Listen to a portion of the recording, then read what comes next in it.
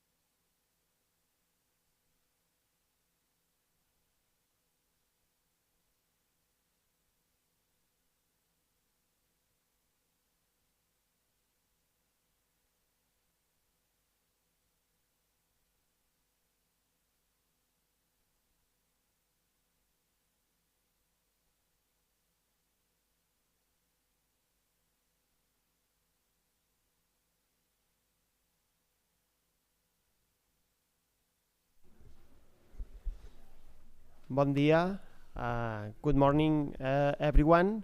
We will do this session in English because it's the open door day. Most of our students are from outside Spain, so we will continue in English this talk. First of all, good morning to everybody and thanks for coming.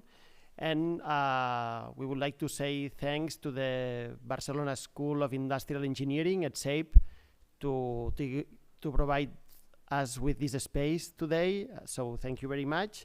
And with me today in the table there is Jordi Llorca, the Vice Rector for Research, and Cristina Canal, the Deputy Director of the Doctoral School. So today this is the program. We will talk about UPC for those of you that you don't know the institution. Cristina will talk about what is doing a PhD at UPC, and then we will go for the next part of the present your thesis in 4 minutes contest, the contest for UPC that we will select the person that will go to the next round, and also we will give the award of the ILO thesis. So thank you very much, and I give the word to Jordi Llorca, Vice Rector for Research. Thank you, José Maria. Bon dia a tothom, good morning. On behalf of UPC, I want to extend you a warm welcome. For those of you considering to carry out a PhD, congratulations on taking the first step towards pursuing your dreams and achieving your academic goals. Pursuing a PhD is important and highly rewarding journey that can have a significant impact on one's personal and professional life. You are about to embark on an exciting and challenging journey. You will have the opportunity to get deep into your chosen field of study, make new discoveries, and contribute to the advance of knowledge. As you embark on this journey, remember that you are not alone. You are joining a community of scholars who are committed to excellence in research, teaching, and service. We are here to support you, and we look forward to celebrating your successes with us. We are not an average institution. At UPC, we are committed to providing an outstanding educational experience to all our students. And we are confident that you will find the support you need to achieve your goals. We are a community of innovators and dreamers. We are dedicated to providing you with a world-class education that will prepare you for success in academia and beyond. Our faculty members are some of the best and brightest in their fields. They are passionate about teaching, and they will help you to succeed. They will challenge you, inspire you, and support you every step of the way. The Doctoral School, together with the Institute of Education, offer a wide range of academic and professional development programs and resources. From workshops and seminars to mentoring and networking opportunities, we have everything you need to succeed. And for those of you already working on a PhD, I encourage you to embrace this exciting journey with open arms. Work hard, stay focused, and don't be afraid to ask for help when you need it.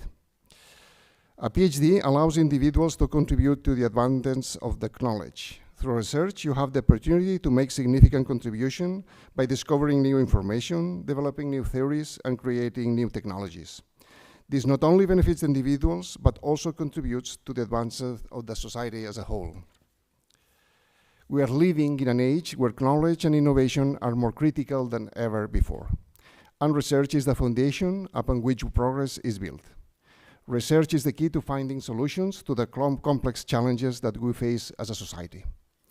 It is through research that we gain a deeper understanding of the world around us and the ways in which we can make it a better place. Today, we're going to have the opportunity to listen and enjoy the 4-minute speeches that some of our brightest students will give us. And we will have the difficult task of deciding which are the best. As you know, a PhD thesis is the culmination of years of hard work, research, and dedication. And to be able to explain that in just 4 minutes is not an easy task. I want to congratulate all of our contestants for taking on this challenge. I encourage you to take this opportunity to showcase your research, to inspire others, and to share your passion for your field.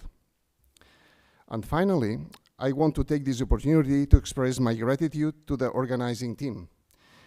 As we all know, putting together a successful event requires an enormous amount of work, dedication, and attention to detail.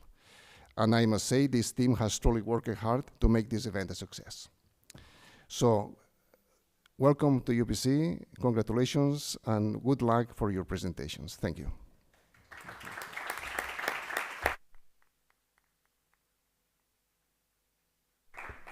Thank you very much, Jordi, and thanks for all the support you are giving to us. I will move to present. So now I will continue the presentation from here and giving you some words about the institution, so UPC, and then also about the doctoral school.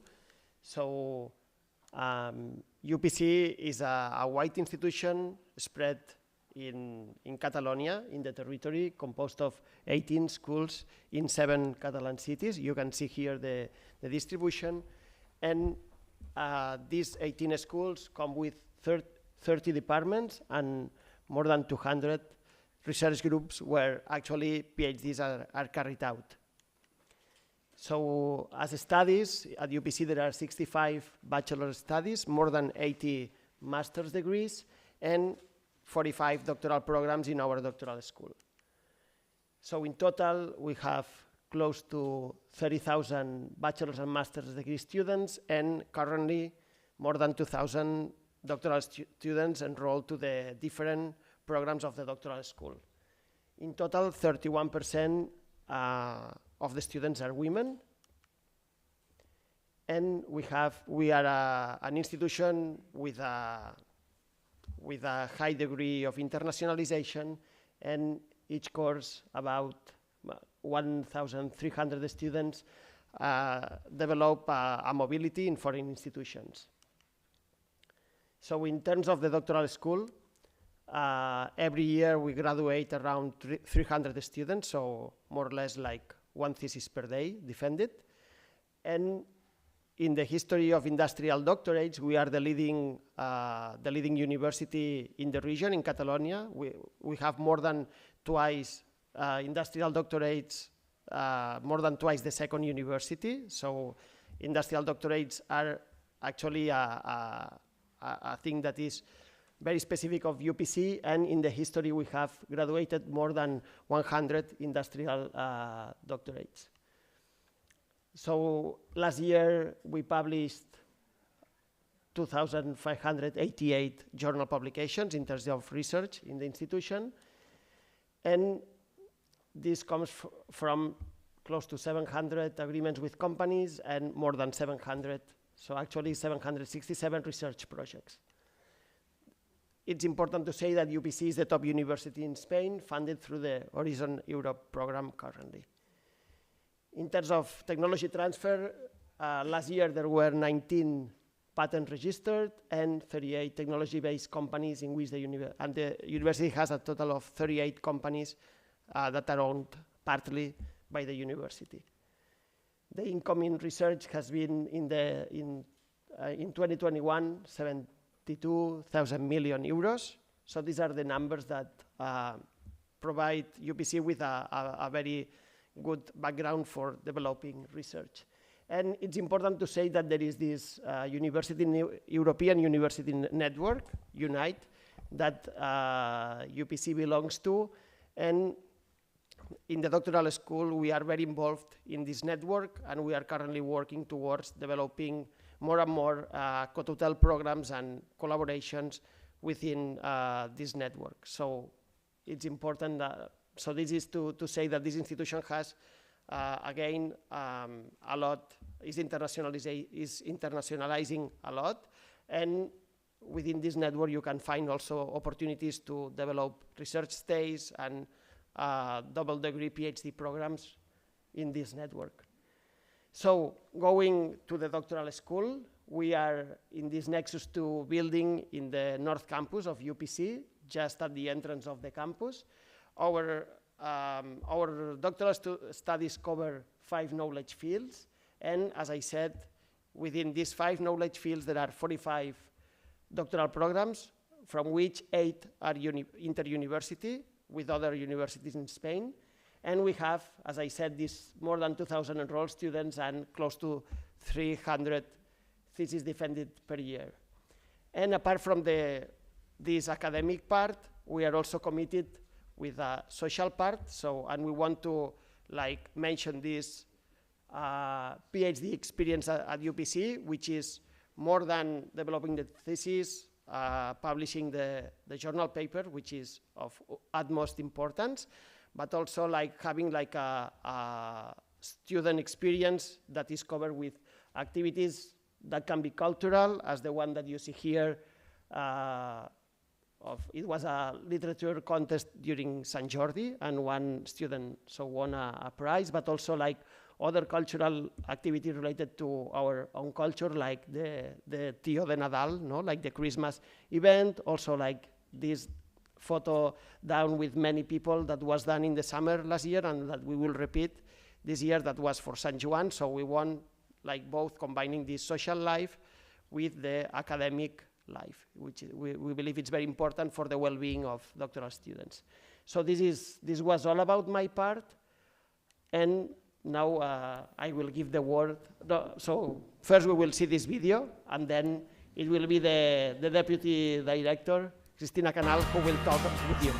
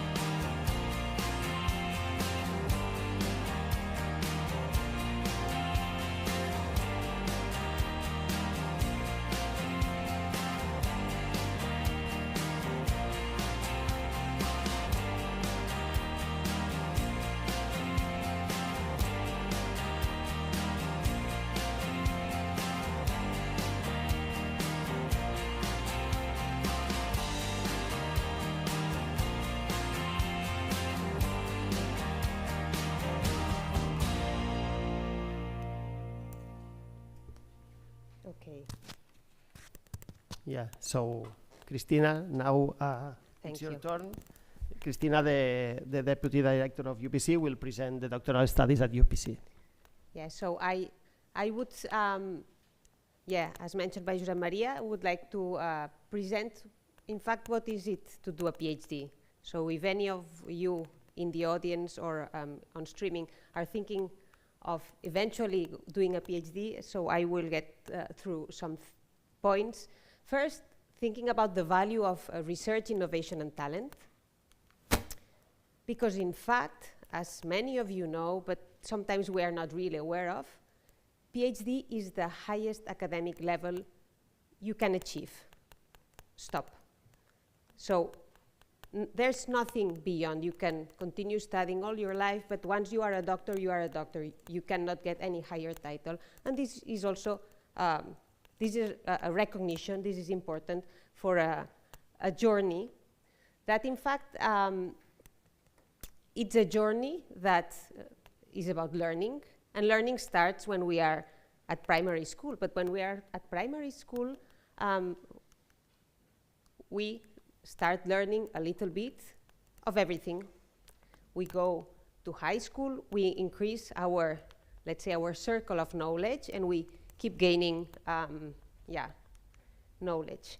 Once we get to a bachelor degree, we increase our knowledge, but we start specializing in a certain field. So if you are, I don't know, mechanical engineering, you learn more about mechanical engineering, and you start growing on this. Then you go on to a master, and you continue getting more specialization.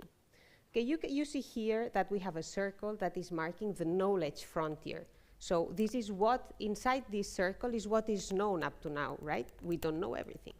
So doing a PhD is about getting more specialized on a certain field, but very importantly, it's about breaking this knowledge frontier. So if we zoom a bit on here, when you are doing the PhD, you are studying, you are reading, doing research, proposing new experiments, studying, working hard in the lab or on computer models, whatever you are doing.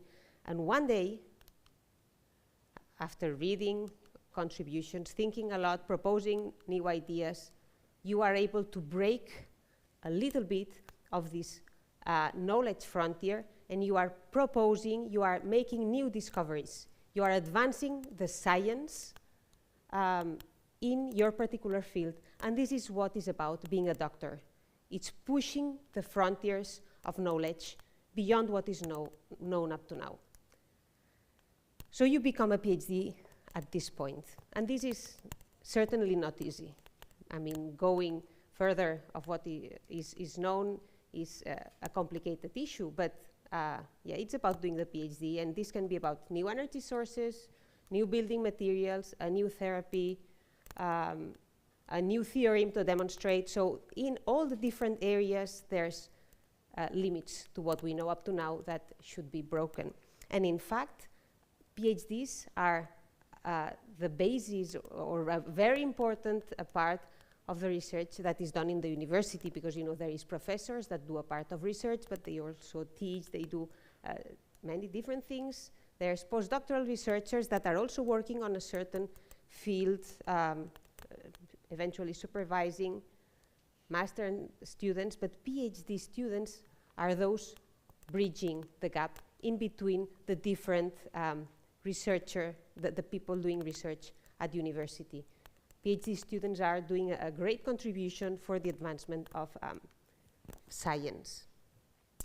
And there is very interesting sentences from Einstein, who was a doctor, and he said, "I have no special talent, I am only passionately curious." And I think this is a very important quality for someone thinking of doing a PhD, curiosity. And another sentence from him, he said, "We cannot solve our problems without the same thinking that we used when we created them." And this is very true. This is about thinking out of the box, and this is something that needs to be done. It's an exercise that PhD students are doing all the time. They are confronted to problems that up to now there is probably no solution. They need to read a lot to get new ideas and advance the frontier of knowledge.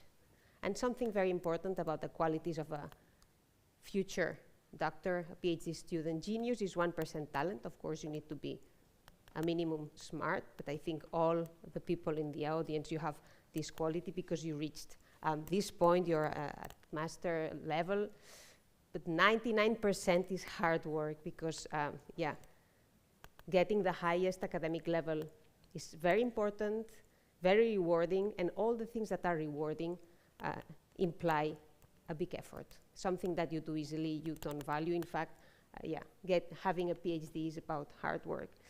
And I like this comic very much. There's a web page that's very funny. It's about PhD. It's phdcomics.com. You can find funny stories there.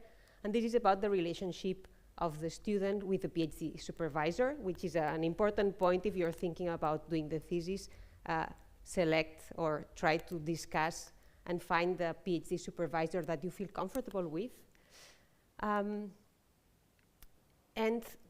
be prepared for a lot of perseverance, patience, endurance, effort.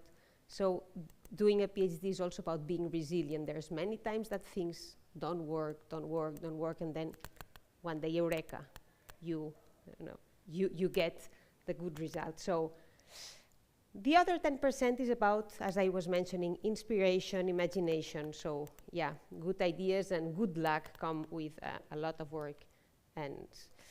But the most important part is enjoying the job. So it's, you're gonna do something exciting. So when you are thinking of selecting a topic, do something that you feel compelled to, that you feel attracted to, because you will work a lot on that. So it's important to be excited about what you will do.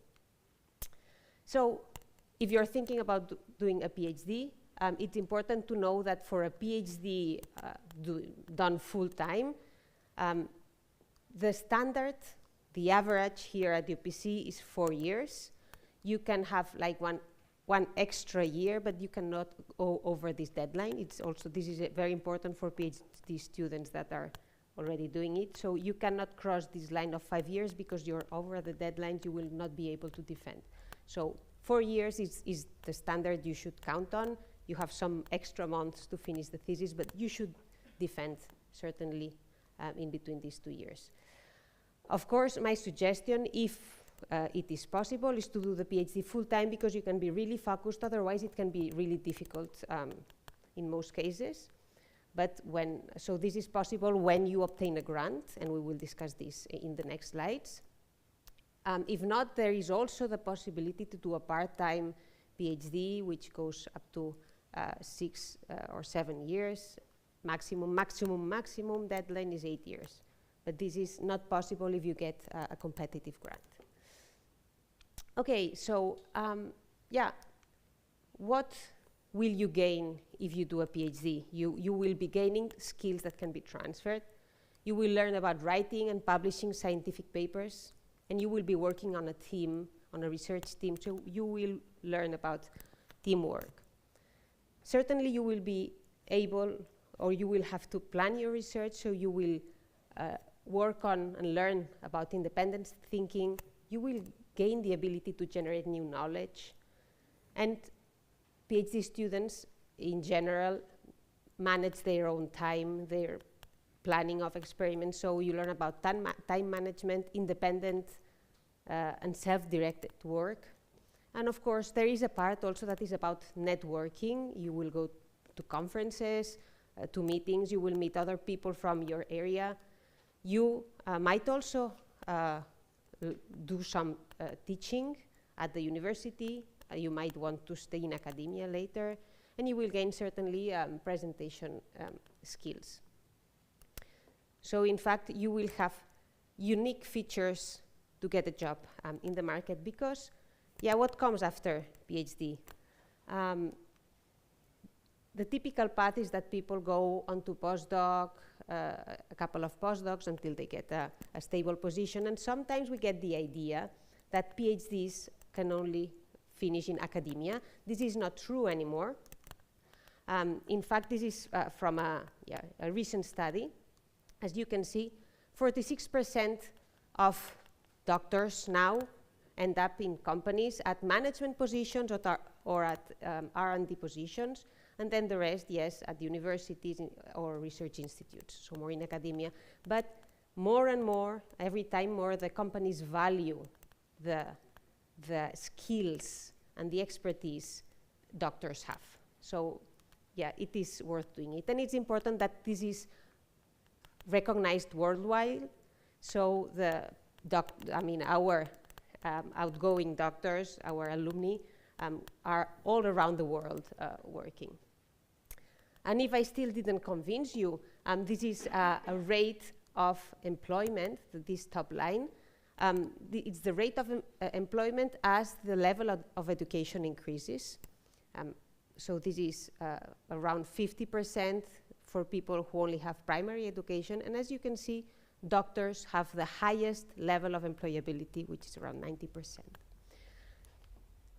So after complex brainstorming, you are thinking about doing a PhD, so you do a tree of decision making, and in the end you say, yes, I would like to do a PhD, so where should I start? What should I do now? So I will give a couple of tips so you know where to go and what to search for if you would like to start the journey of a PhD. So the first thing would be to choose your area. What are you passionate about? I mean, you have studied, I don't know, physics, and you are interested in quantum physics. So look around, look for a possible PhD supervisor for papers, publications, and then contact people that you see in the papers that are working on the subject, on the topic that you like. Then this prospective supervisor is able to suggest a topic more in detail. Then you can see if you like that topic. And he can also suggest a PhD program that you can apply to.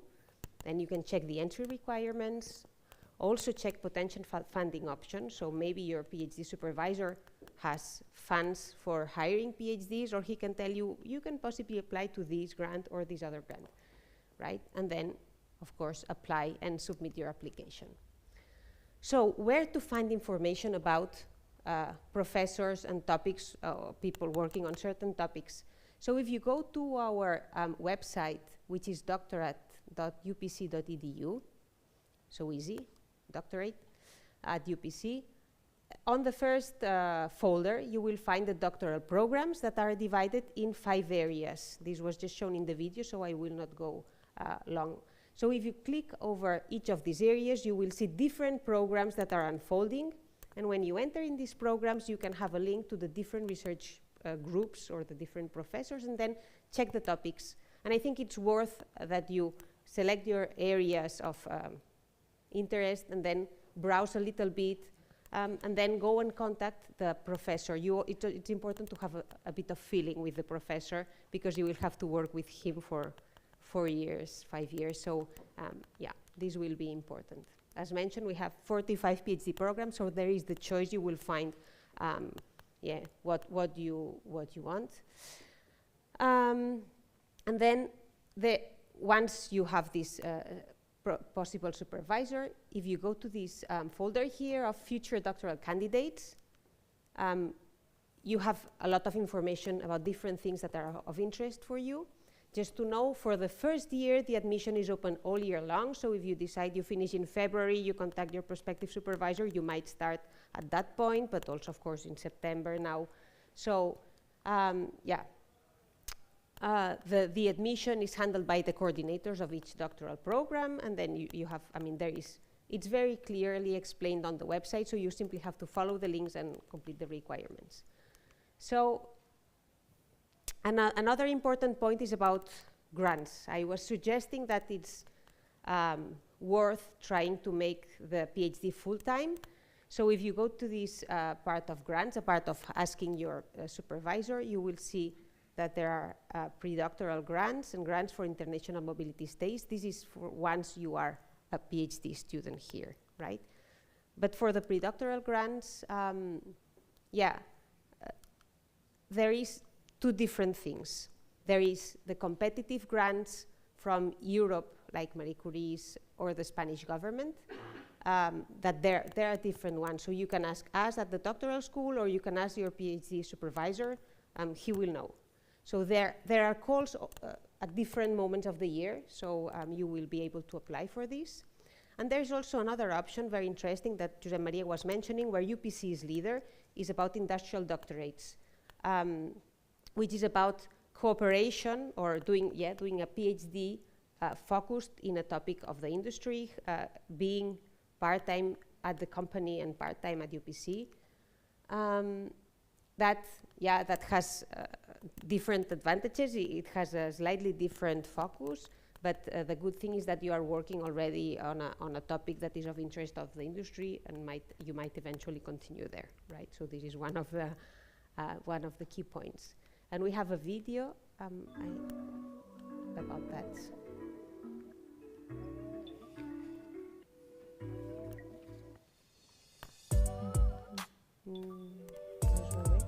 Mira bien si pots posar el playlist aquí.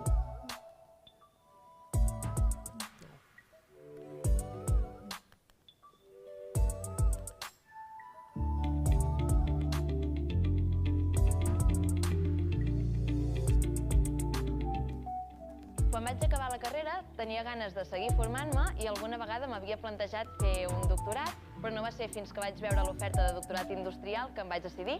El tema era interessant, innovador i, a més, la investigació seria aplicada.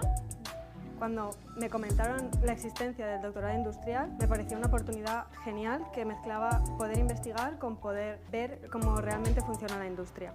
Me aporta mucho a nivel personal, me sigo formando, tengo un proyecto de investigación innovador en el que creo, tengo el apoyo constante de la universidad, pero a la vez veo el día a día de una compañía y veo cómo toda esta innovación se aplica o se intenta aplicar en la industria. Els doctorats industrials permeten no només desenvolupar nou coneixement i eines, sinó també testejar la seva eficiència al món real i a les empreses. A part d'això, és una oportunitat única per conèixer quines són les necessitats actuals que té la societat i les empreses. Teniendo en cuenta la gran transformación por la que está pasando el sector de automoción, ahora más que nunca la investigación es clave para nosotros. El programa de doctorados industriales nos permite conectar con el joven talento y llevar conjuntamente a cabo los proyectos estratégicos para SEAT. Los doctorados industriales ofrecen una oportunidad magnífica para SEAT en muchos aspectos. Por una parte, atraer el talento con una motivación extraordinaria para afrontar proyectos de larga duración y de dificultad muy alta. En SEAT, la investigación, el desarrollo y la innovación han sido, son y serán pilares fundamentales para la empresa. Con los doctorados industriales hemos encontrado una forma de llevar toda esa innovación a todas las áreas de la compañía. This program allows us to have very well-trained researchers to carry out strategic projects for the companies. In addition, doctorate students are an enabler for the transfer of technology and knowledge of the university. SEAT em dona accés a recursos que d'altra manera seria més difícil d'aconseguir-los. A més, tinc el suport en tot moment de la meva tutora a la UPC i del meu tutor a SEAT. Gràcies a aquest conveni s'ha tingut accés a proves pilots que han aportat un gran valor a la recerca. A més, amb el finançament que s'obté es pot assistir a cursos especialitzats, congressos i conferències que enriqueixen la recerca i potencien les publicacions. Nos ayuda también a reforzar nuestro compromiso social, dando la posibilidad de formar a jóvenes y eventualmente no tan jóvenes en estos campos nuevos de investigación, y también nos permite de alguna forma ser capaces de abordar proyectos en tendencias que son relativamente arriesgadas, porque un doctorado al final es resolver un problema que nadie se ha planteado nunca o que nadie se ha planteado nunca resolverlo de la forma en la que se va a resolver.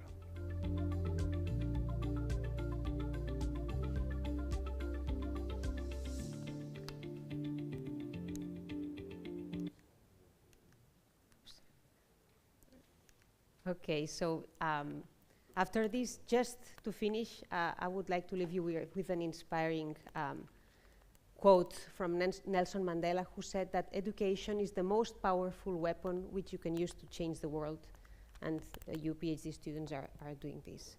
So thank you. And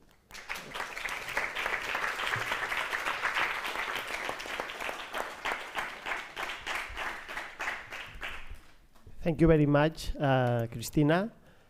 And now we will go to the next part of this event, which is the final of the contest. Present your thesis in 4 minutes. That actually Cristina will again take the lead and present the different candidates. Perfect. So, yeah, in fact, this year there has been a lot of participants. We have here the finalists, who and now we will see all their presentations in 4 minutes to select the UPC winner to go to the national final. So these are the names of the candidates in order. So the first candidate is getting ready now. She's María José López Montero. And yeah, so she's from the doctorate program of Theory of Signal and Communications. And the title of her thesis is El estrés como aliado de la conducción, capaz de salvar tu vida. So please, if you want to come in.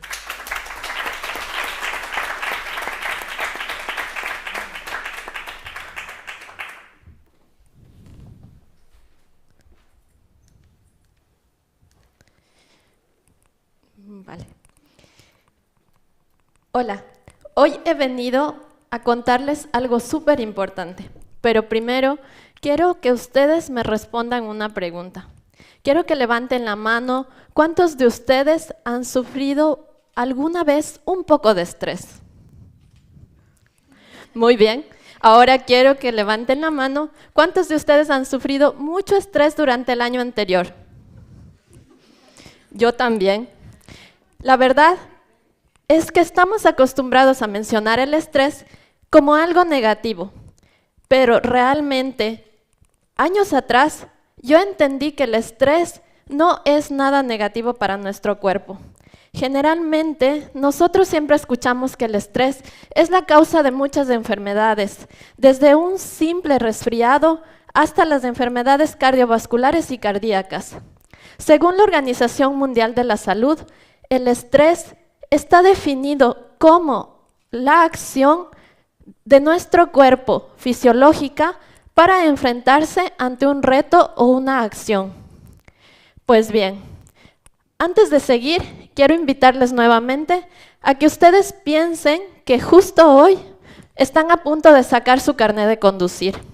Venga, vamos a pensar que estamos justo en la cabina del coche y lo que vamos a hacer es acordarnos de que a nuestro lado está el instructor, detrás está el examinador y está listo y atento para intentar mirar cada uno de los detalles si nosotros nos equivocamos.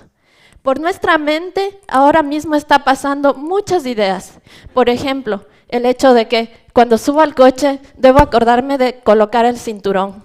Luego, tengo que colocar bien en su posición los retrovisores. Además, tengo que colocar el asiento y además de todo eso, tengo también que recordar cómo encender el coche y todas las normas de tránsito.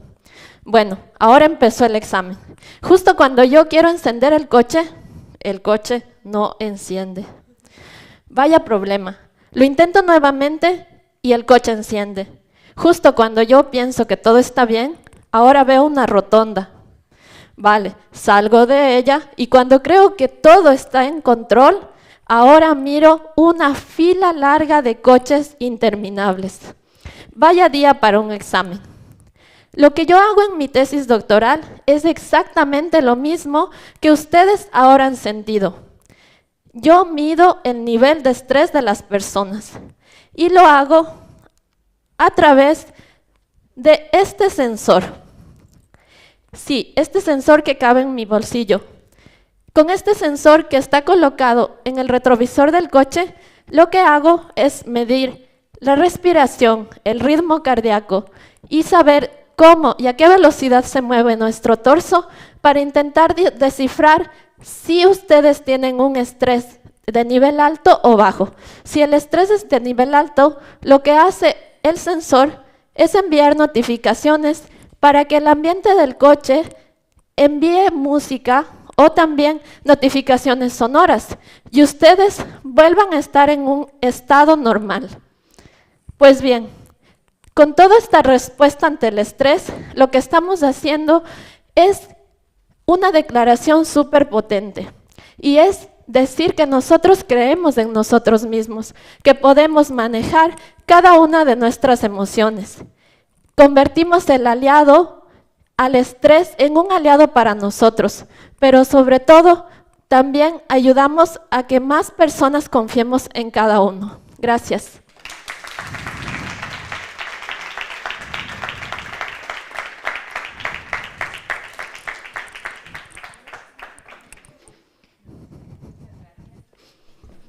Muchas gracias.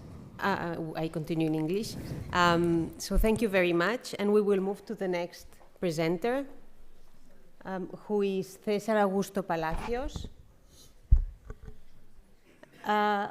who is also from the same department, and the title of his PhD is Microsistemas de comunicación para monitorización de microorganismos vivientes.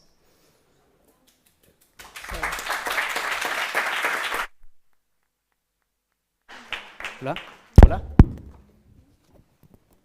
Hola, vale.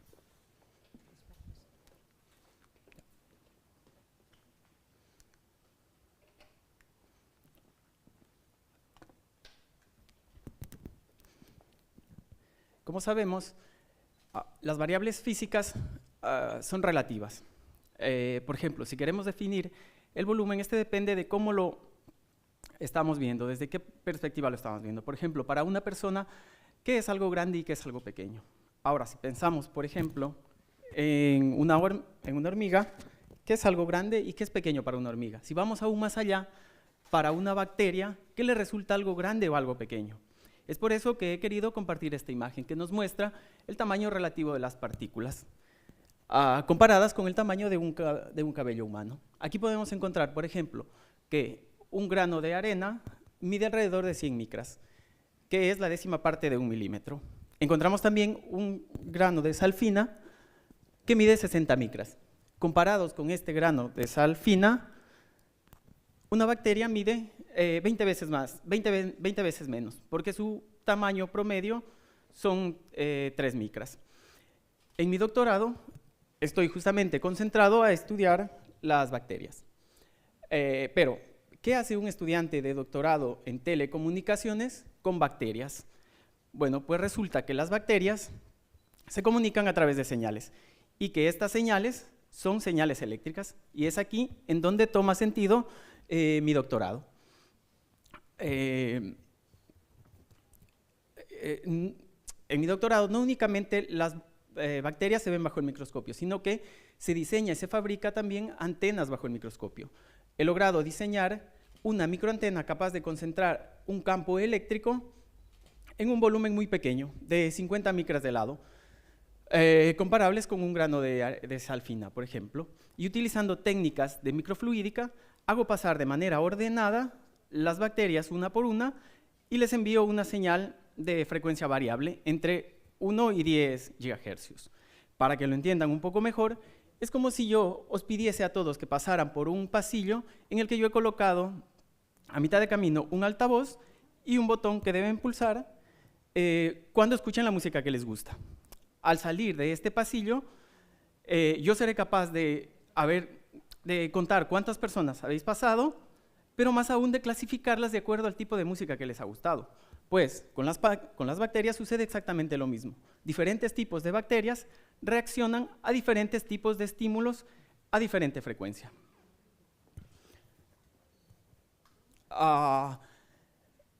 Siguiendo con la historia, he encontrado también ciertas limitaciones, porque si yo comparaba el conteo que yo hacía con un conteo estimado utilizando una imagen de microscopio, había ciertas partículas que no veía. A este punto descubrí que la sensibilidad a esta escala micrométrica cambiaba con el cubo del tamaño de la partícula.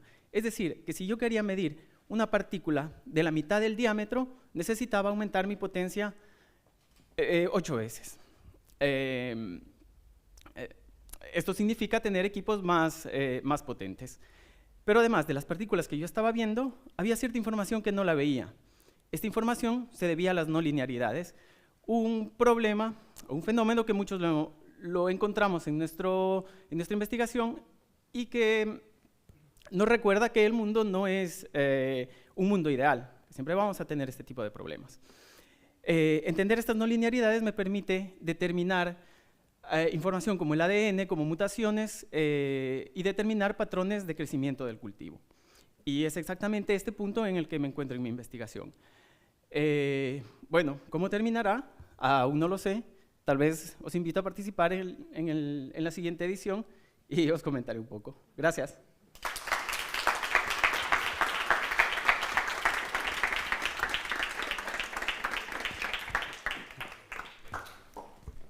Thank you very much. So we can now move on to the next participant, who is Gillian Tricia Gamboa Rivera, with the title Next Generation Electrodes.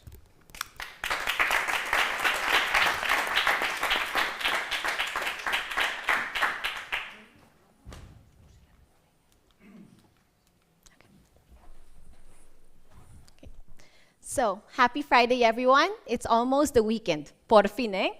So, who here has some weekend plans?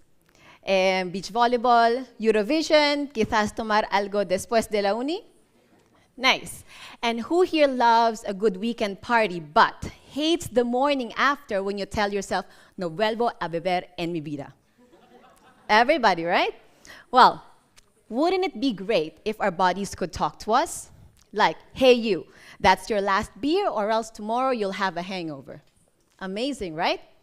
But seriously, wouldn't it be amazing if our bodies could tell us if we're still healthy or if we're developing something more serious before symptoms can even show up? Well, luckily, this is one of the many possibilities with implantable sensors. These are devices that you can place inside the body to monitor different biological conditions. So it's kind of like shrinking a thermometer and putting it inside your body. These kinds of sensors are especially useful for patients with diseases and injuries that require constant monitoring. For example, diabetes. So I think everybody has seen those glucose patches that diabetes patients wear, right? So just imagine how their lives have improved because of these tiny sensors, so they don't have to go to the doctor every single day to get their glucose checked. Great, right? And aside from this, these kinds of sensors could detect diseases and disease progression at a much earlier stage, wherein less aggressive and less expensive treatment methods are required. So in short, implantable sensors could reduce healthcare costs and improve the quality of lives of patients. So what's the catch? Why do we not have them like everywhere? Unfortunately, these sensors are very complex devices that are composed of many different parts, one of which is the electrode. So the electrode captures the signals inside the body and sends them over for signal processing. Normally, these electrodes are made of metals, but metals tend to be stiffer than the tissues inside of the body, and this can cause the implant to fail. And this is where I come in, because I plan to solve this problem using conducting polymers. These are materials that can conduct electricity, are biocompatible, and can be easily and cheaply fabricated. More importantly, they can be mixed with other materials so that you can have the right properties that you want. And in my case, I'll be combining them with hydrogels. These are materials that are gel-like and can hold large amounts of water. I think everybody is familiar with gelatina, right, or gelatin? So that's basically an example of hydrogel. So combining these two can result in a hybrid material that is almost as soft as the tissues inside the body, and this can help solve the problems of stiff metallic electrodes. So in short, my project is like giving a piece of gelatina the same electrical properties as that of an electrical wire. Simple, right? But the biggest challenge of my project is actually find the perfect balance between these materials so that you can have the right properties of the hydrogel to be used in a sensor. So who knows? So ultimately, these next generation electrodes can pave the way for better implantable sensors that could reduce healthcare expenditure and improve people's lives. So who knows? Maybe in a couple of years, hangovers will only be because you didn't listen to a tiny sensor inside of you or because of cheap alcohol. Thank you.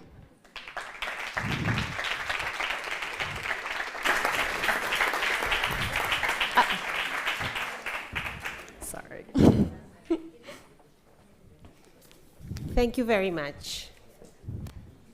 It's very interesting to see and to learn what we are doing at UPC in different fields. So yeah, this is a very good opportunity for those in the audience thinking about doing a PhD.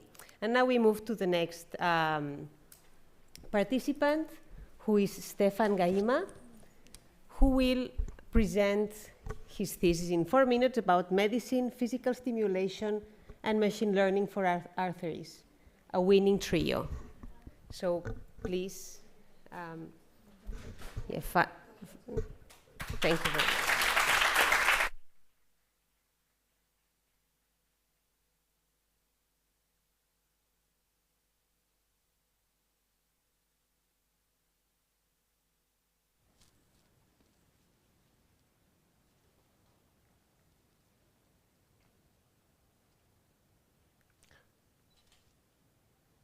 I know what you're thinking. Atherosclerosis is a difficult word to pronounce, but also is a cardiovascular condition of the arteries, provoked by plaque, resulting from a complex inflammatory process. These plaques are intricate structures that not only contain fats and calcium, but also waste that our body produces trying to stop the inflammation. These plaques reduce the blood flow and oxygen supply to important muscle, like the heart. And this leads to a damage of the muscle. And if it is the heart, maybe death. But don't get me wrong, plaque can be removed, we can dissolve them, and we actually widen the arteries that are narrowed. But what if the plaque breaks in the process? This can happen, and this leads to a complete block of the artery, which is really bad. That is why doctors, before any surgical operation on a new patient, requires a series of tests to decide the best course of action. But as it is for the jury today, doctors and patients value time a lot. And these tests can be quite time-consuming. Because when a patient comes with the first symptoms, it is important to act fast. So how can we make this process faster? My research aims to answer this very question. And as a mathematical engineer, I develop computational tools to support doctors in their decisions, and crucially, to make it fast. So in our work, plaques are described using complex mathematical models. And from this description, we can simulate how they deform, how much stress they accumulate due to blood pressure. These are patient-specific simulations, and they work well, but they are time-consuming, computationally costly, and resource-hungry. So we solve this issue by a process by which computers learn to do a specific task using data and algorithm, in the same way that we, as humans, learn to do stuff by experience and following steps. This process is known as machine learning. So we aim to use patient-specific simulation to train a machine learning model, and then use this model to find common features between a new patient and the database information. In this new framework, our simulations are much faster, cheaper, and eco-friendly because they use fewer resources, so that when a new patient comes in and scans of the unhealthy arteries are taken, we can give the result very fast. So the final goal of our research is actually to give reliable, crucial information, such as the level of stress that can lead a plaque to break, and other quantities of interest that can empower doctors in their decision-making processes. Recently, we published the first step in this work, which is explaining how to get a comparable database of patient-specific simulation. Not everybody dies from atherosclerosis, but everybody dies with it. Atherosclerosis and cardiovascular disease are the leading cause of death globally.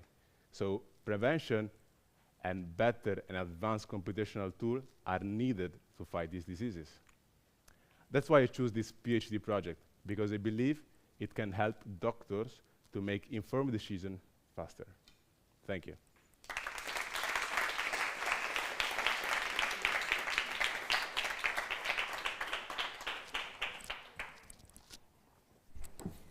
Thank you very much.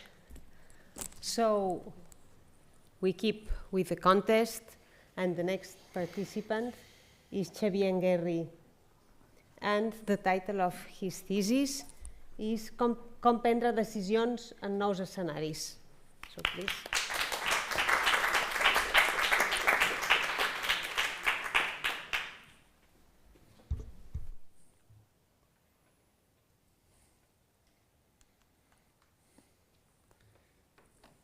Davant nous escenaris, cal prendre noves decisions.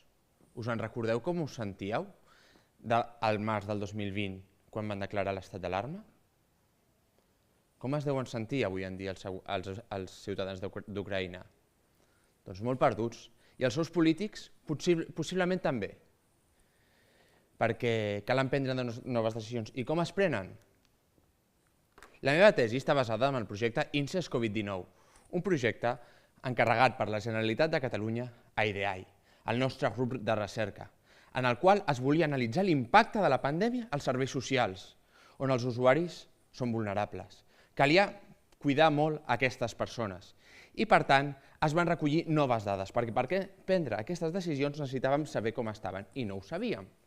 Així doncs, vam dissenyar un qüestionari basat en qüestionaris ja existents sobre el sector, en dades prepandèmiques, no pandèmiques, prepandèmiques, i parlant amb altres experts. Gràcies a les diferents tècniques de mostreig existents i a l'organització de diferents tallers, on els assistents, que serien els futurs participants, eren formats sobre com respondre al qüestionari d'una manera homogènia, per evitar biaixos en aquest sentit. Amb això era un llarg qüestionari de més de 150 preguntes. Malgrat tot, vam obtenir un miler de respostes, ciutadans anònims que van respondre a aquestes preguntes. Això va generar una gran base de dades que, gràcies a tècniques d'intel·ligència artificial i d'anàlisi de dades avançades, van poder ser analitzades. I amb aquestes es van prendre aquestes noves decisions gràcies a les conclusions que vam aportar. Aquestes conclusions van poder ser aportades gràcies a les contribucions que presento a la meva tesi. Dues d'elles es basen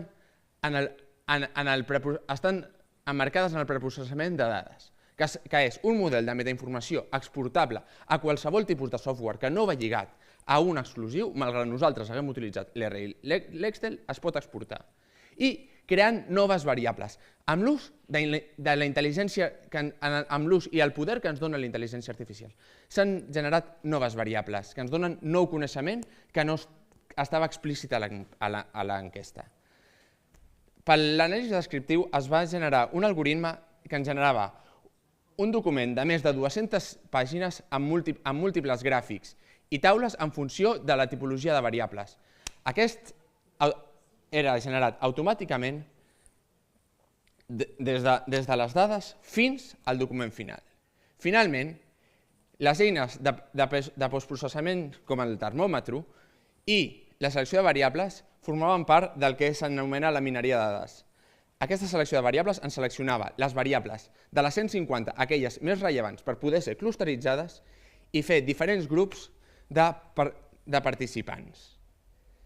Gràcies a aquestes es van extreure unes conclusions en quant a la vulnerabilitat que sent aquesta gent, en quant a la seva salut mental, i la Generalitat va poder prendre noves decisions per millorar la qualitat de vida d'aquestes persones, veient com era la seva realitat. Per tant, com prendre noves decisions? Veient dades, dades i més dades. Moltes gràcies.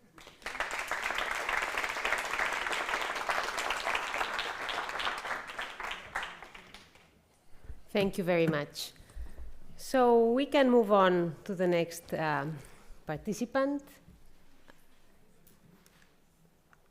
who is Jordi Cardona Nadal, and the title of his thesis is Estratègies per millorar la verificació i validació de xips per a sistemes crítics encastats en temps real.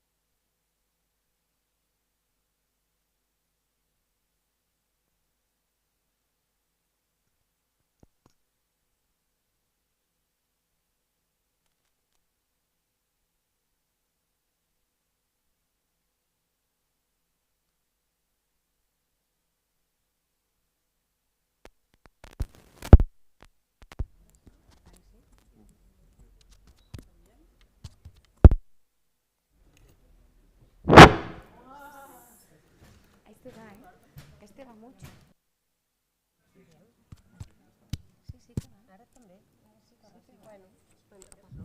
Hola, hola. Ara sí? Perfecte. An event without technical problems is not an event. So, I think we are ready now. Segona oportunitat. Doncs bé, com us deia, segurament viatjant en cotxe, en tren o en avió us haureu plantejat si els sistemes informàtics que aquests porten són suficientment segurs. Doncs bé, en la majoria d'aquests casos, aquests tipus de sistemes s'anomenen sistemes crítics encastats de temps real. I abans de sortir al mercat necessiten passar per un rigorós procés de verificació i validació, el qual n'assegura la seva correctesa funcional, és a dir, que els programes que s'executen en aquests xips obtenen el resultat esperat, i també la seva correctesa temporal, que aquests resultats esperats s'obtenen sense accedir a un temps delimitat. En els darrers anys, cada vegada anem veient que les aplicacions que porten, per exemple, els cotxes autònoms i tot aquest tipus en les diferents indústries necessiten cada vegada més poder computacional i analitzar més i més dades. I això fa que els sistemes crítics encastats, que inicialment eren sistemes senzills i fàcils de verificar, on només hi havia un nucli, ara han passat a ser sistemes molt més complexos amb multinucli, com el que podem observar en la diapositiva. En aquest tipus de multinuclis, les diferents tasques que s'estan executant al mateix temps intenten accedir enviant totes les seves posicions alhora a la memòria. I això fa que es creï contenció en aquests sistemes. I aquest és un dels principals problemes que tenen aquests sistemes complexos, que, per exemple, el temps d'execució de la tasca A variarà depenent de la contenció que les altres tasques apliquin a la tasca A. Doncs bé, la meva tesi se centra en l'anàlisi dels reptes que proposen aquests sistemes i proposa solucions en les tres principals etapes del procés en V baixa de desenvolupament del programari, que són la verificació, la validació i la prevenció. En la verificació, l'objectiu principal és estimar quin serà el pitjor temps d'execució de la tasca crítica. En aquest cas és el temps més llarg d'execució de la tasca quan pateix la pitjor contenció de la resta de tasques que s'estan executant. La meva tesi permet reduir aquesta estimació del pitjor temps d'execució mitjançant la millora de la configuració en les xarxes d'interconnexió, que seria buscant els camins òptims que segueixen els paquets, donant-los prioritat a certs paquets i també escollint en quins nodes es mapegen les tasques que s'estan executant. En la validació, l'objectiu principal és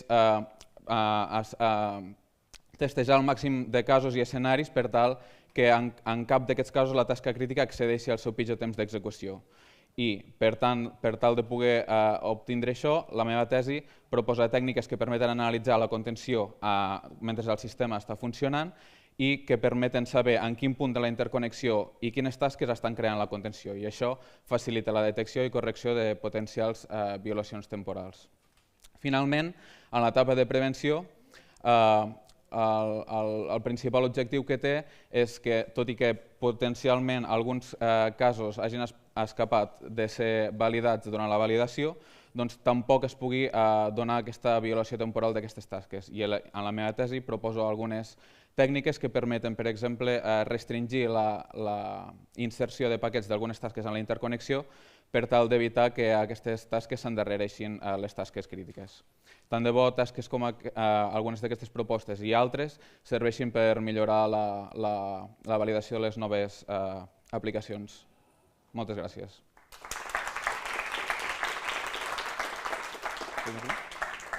Si vols altres això.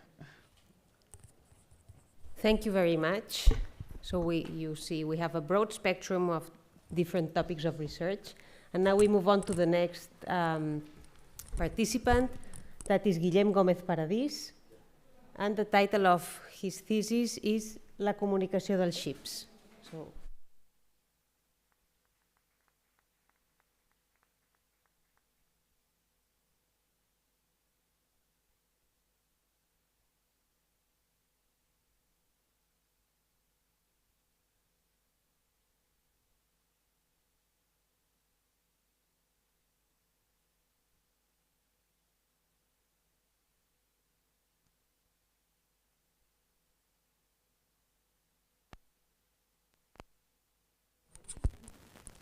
Funciona?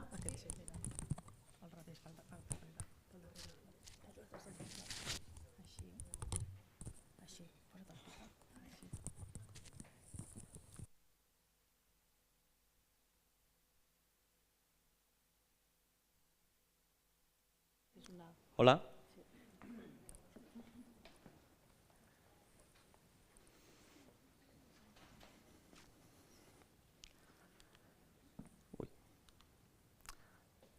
Sabíeu que hi ha més de 7.000 llengües en aquest planeta? Doncs bé, avui us porto 7 exemples, que us seran familiars. La comunicació és molt important. La comunicació és molt important. Communication is very important. Bé, no us continuaré rentant el cervell amb aquesta frase, que ara mateix potser no enteneu molt, però avui us intentaré explicar perquè és molt important per el dia a dia i per la meva tesis. Imagineu per un moment lo frustrant que seria intentar comunicar-se i no poder fer-ho, com per exemple ara ho estic fent amb vosaltres. Doncs bé, amb els xips presents en el mòbil, portàtil i alrededor del món, els passa el mateix. I això per què? Doncs bé, tot comença amb aquest home, Gordon Moore, cofundador d'Intel, que va predir una cosa meravellosa. Va predir la reducció exponencial del tamany dels circuits digitals alrededor del temps. Això l'hem anomenat llei de Moore. I bàsicament vol dir que prediu que cada cert temps el següent processador serà més potent, petit i eficient. A mi això em sembla una meravella. No sé vosaltres. Vaja, que cada nou iPhone siga més potent que l'anterior, a mi m'encanta. Però, lamentablement, aquesta llei va deixar de funcionar. Per límits de la física, no podem escalar més i llavors és quan entra el meu gremi. Us parlo dels arquitectes de computadors. Des de fa 20 anys estem intentant continuar produint processadors igual de potents i eficients a cada generació. Per exemple, farà uns 20 anys van tindre la brillant idea de crear multiprocessadors amb idioma informàtic, copiar i enganxar un processador en el mateix xip. Esplèndid. Però actualment hem anat més enllà. Actualment els xips presents al mòbil, per exemple, només dediquen una petita part al que anomenem processador o multiprocessador. En la imatge el podem veure en blau. I la resta, què és? La resta són el que anomenem acceleradors hardware, que són circuits digitals dissenyats per fer una acció molt específica. En el cas del mòbil, per exemple, tenim vídeo, àudio, imatge. Però, a més, aquests acceleradors hardware també serveixen per realitzar tasques més complexes i útils per a la societat, com és el cas de la genòmica o la intel·ligència artificial, que tant s'ha posat de moda últimament. Doncs bé, amb aquests acceleradors hardware són més eficients que si ho fem amb processadors tradicionals. I el problema ve a l'hora de comunicar i coordinar aquests acceleradors. Motivació de la meva tesis, on jo intento posar el meu gra de sorra per millorar la comunicació eficient de les dades entre diversos acceleradors i els processadors tradicionals. Podem estar d'acord, potser si ha funcionat el rentat de servei inicial, que la comunicació llavors és molt important, tant per les persones com pels xips. Moltes gràcies.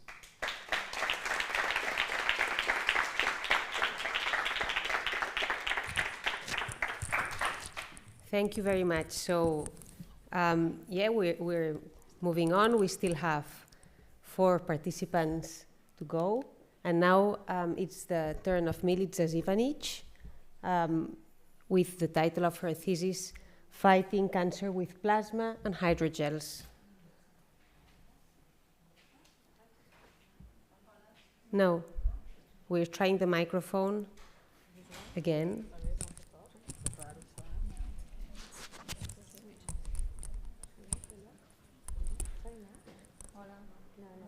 So we need one PhD student in the audience to study why microphones, when we have 3 backups, are not working. This could be also a topic. Hola. Sí.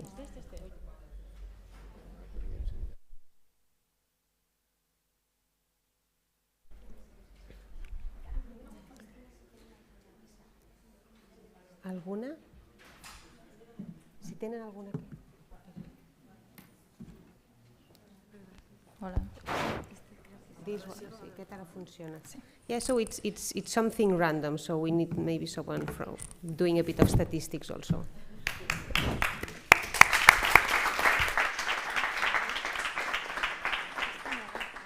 No creo que lo tengo bien. No, mira, se me cayó aquí. Sí.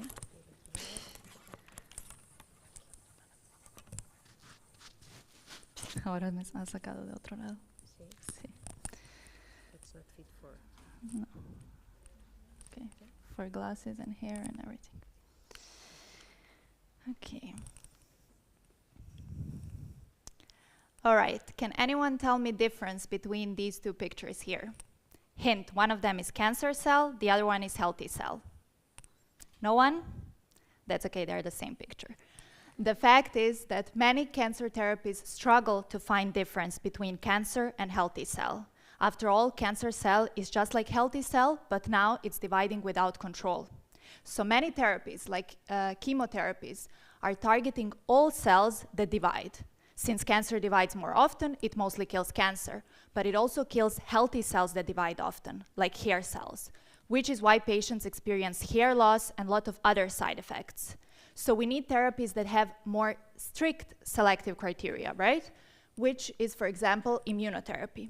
Immunotherapy takes advantage of the immune system, which is like policeman of our body. It knows who is good guy and who is bad guy, like bacteria or cancer. However, cancer is very smart, and often it finds ways to hide from the immune system. Therefore, there is an urgent need to address problems that current cancer therapies are facing. For this reason, in my thesis, I'm investigating novel cancer treatment called plasma. Why? On one hand, plasma is able to target cancer cells without affecting healthy cells. This lowers side effects. On the other hand, plasma is also able to expose cancer and help immune system finds it. Then immune system can go all over the body and kill any remaining cancer cells. So what is this amazing plasma? Plasma can be described as fourth state of matter that comes after solid, liquid, and gas. We generate it using plasma jet, and it is perfectly safe to be applied directly to skin. But why is it relevant for medicine? It represents source of reactive molecules called oxidants. You have all heard about antioxidant creams and how they can slow down aging by repairing cell damage. So you know that oxidants can damage cells. But what you don't know is when we compare cancer to healthy cell, cancer accumulates more oxidants. Why? Because it has higher metabolism and lower antioxidant defenses. So, if we use now plasma to push even more cells towards oxidative stress to add more oxidants, we push cancer to danger zone and it dies of oxidative stress, whereas healthy cells survive. Moreover, when cells die of oxidative stress, they release alarm molecules that are able to attract the immune system and teach it how to recognize cancer. Amazing, right? But there is one problem. Plasma cannot penetrate skin, so we cannot use it to treat internal tumors. But what if we had a vehicle to transport oxidants through skin and deliver it to tumor? And what if that vehicle costed €2 and your kids could play with it? No, I'm not really using slime, but it's an example for hydrogel. I'm engineering hydrogels to deliver oxidants to internal tumors. First, I treat hydrogel with plasma to generate oxidants. Then I inject it to patient, and the hydrogel releases oxidants and kill cancer. Moreover, hydrogels have potential to improve existing cancer therapies because we can use them to transport any drug we want together with oxidants. And if we combine different drugs and then deliver them precisely to tumor, we can minimize side effects and maximize therapeutic effects, right? So doctors, go get some slime.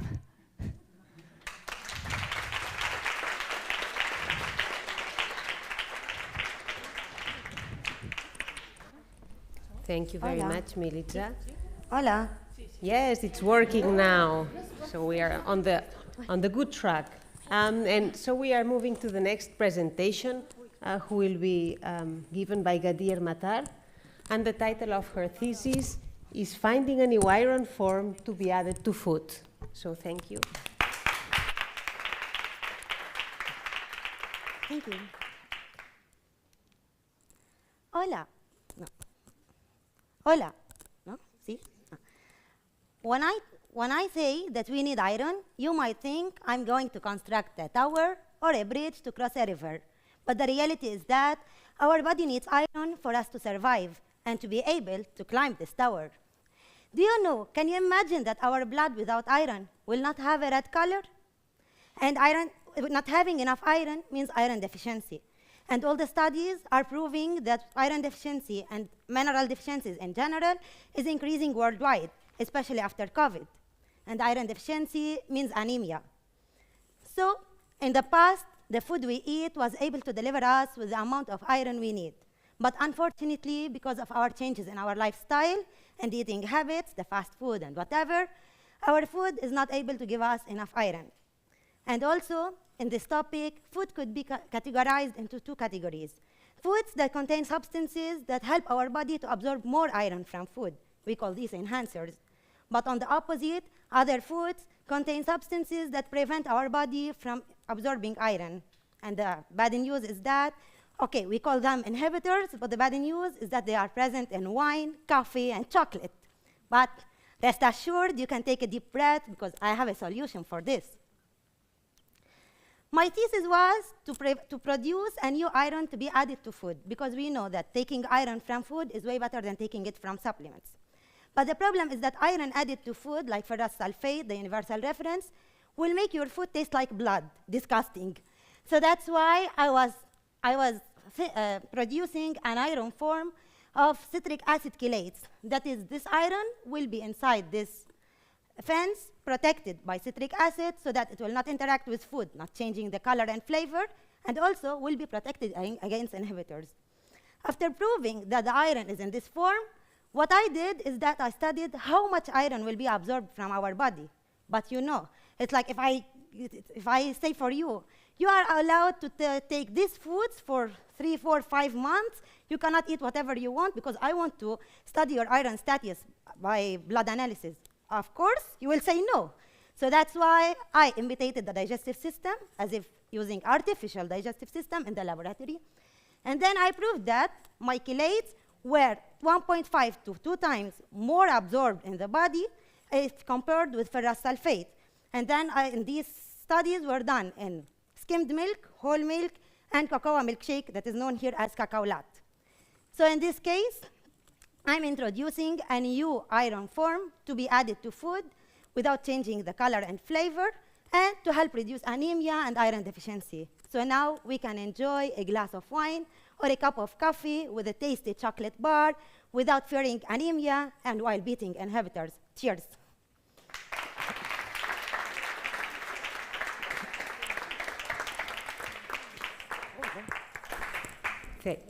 Thank you very much. Chocolate and wine seems like a good plan for the weekend. So we'll move on to the next speaker, who is Silvia González. And the title of her thesis, yes, we can hear you, so it's good. It's Design of Corneal Keratoprosthesis with Antibacterial and Antifibrotic Capacity. So thank you, Silvia.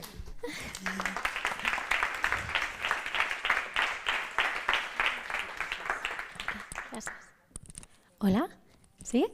Vale. Molt bé. Us heu preguntat què tenen en comú un anell de plata, un fil de coure i un suplement esportiu? I com aquests 3 objectes poden contribuir a millorar la salut visual de milions de persones? Soc la Sílvia Gómez i en els 4 propers minuts us donaré la resposta a aquestes preguntes. Actualment al món hi ha 100 milions de persones afectades per disfunció visual associada a la còrnia. La còrnia és el teixit més extern de l'ull i és per on entra la llum que després serà processada en imatges al nostre cervell. Doncs bé, podríem dir que la còrnia és la nostra finestra al món. A través de la còrnia percebem els altres i el nostre entorn. Diguem que aquesta finestra es tanca quan la còrnia perd la seva transparència o la seva integritat. Llavors la persona pateix de ceguesa corneal. Com podem ajudar les persones amb ceguesa corneal? Doncs gràcies als avenços mèdics disposem del que s'anomenen còrnies artificials. Aquests dispositius mèdics permeten substituir les còrnies malmeses, substituint total o parcialment la seva funció. I aquí us presento la protagonista de la meva tesis, la queratopròtesis de Boston o beca Pro. La beca Pro és un dispositiu mèdic que substitueix les còrnies danyades, però, com totes les bones històries, sorgeixen complicacions. En concret, la viabilitat de la beca Pro es troba fortament compromesa per dos temibles enemics, que són les infeccions i la fibrosi. Bé, què és la fibrosi? La fibrosi és la resposta del nostre cos rebutjant l'implant. Es produeix perquè el nostre cos detecta l'implant com una cosa externa i l'ataca, de manera que genera una membrana que va recobrint l'implant fins a cobrir la còrnia i, per tant, un altre cop el pacient perd la visió. D'altra banda, tenim les infeccions produïdes per un enemic petit però temible, els microorganismes. I com podem combatre aquests microorganismes? Doncs bé, a la meva tesi em centro a desenvolupar nous tractaments per modificar la superfície de l'implant i tractar de reduir aquestes problemàtiques associades a la beca Pro. I com ho faig? Potser us esteu preguntant. Doncs amb els 3 objectes que us he mencionat al principi: plata, coure i suplements esportius. Suplements esportius, Però per què suplements esportius? Els suplements esportius estan compostos per biomolècules, que són components que es troben a l'interior dels organismes vius. Hi ha molts tipus diferents de biomolècules, però jo em centro en aquelles biomolècules que milloren la compatibilitat dels implants, per tant, disminueixen el rebuig, i aquelles que milloren la resposta del cos, per tant, l'adhesió de les cèl·lules de l'implant, perquè si les cèl·lules s'enganxen a l'implant, els bacteris no tenen, o els microorganismes, no tenen manera d'entrar i infectar. I com faig aquestes coses? Doncs, com us deia, a la meva tesi em centro a desenvolupar tractaments per millorar la beca Pro actual i evitar les seves complicacions més habituals. Com ho faig? Doncs la plata i el coure són ben coneguts per les seves propietats antimicrobianes, tant junts com per separat. I després tenim les diferents biomolècules que es poden posar juntes o separades dels ions metàl·lics. I bé, quin és el meu objectiu final? Doncs, com us he estat mencionant al llarg d'aquesta presentació, vull intentar millorar el que ja existeix, de manera que obtindré una beca Pro millorada, que serà la superbeca Pro, antifibròtica, antibacteriana i amb millor biocompatibilitat. I bé, ara que hem arribat fins aquí, ja sabeu com podem utilitzar la plata, el coure i les biomolècules per millorar la salut visual de milions de pacients implantant-se amb la beca Pro i, per tant, millorar la seva qualitat de vida i els seus resultats a llarg i curt termini. Moltes gràcies.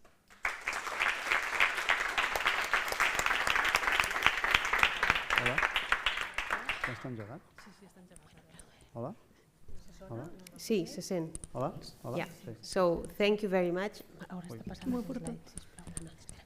So, we move on to the next speaker, who will be Enric Perarnauller, and will explain in 4 minutes his thesis entitled La diferenciació d'olors a través de la microtecnologia, un enllaç directe amb els nostres records i emocions. Gràcies. Hola?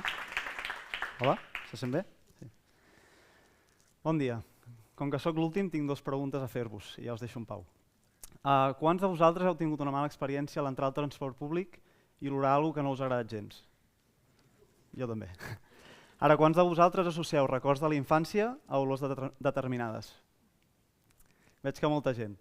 Suposo que no desvelo cap secret si dic que les olors sempre han estat molt associades a les nostres experiències i records.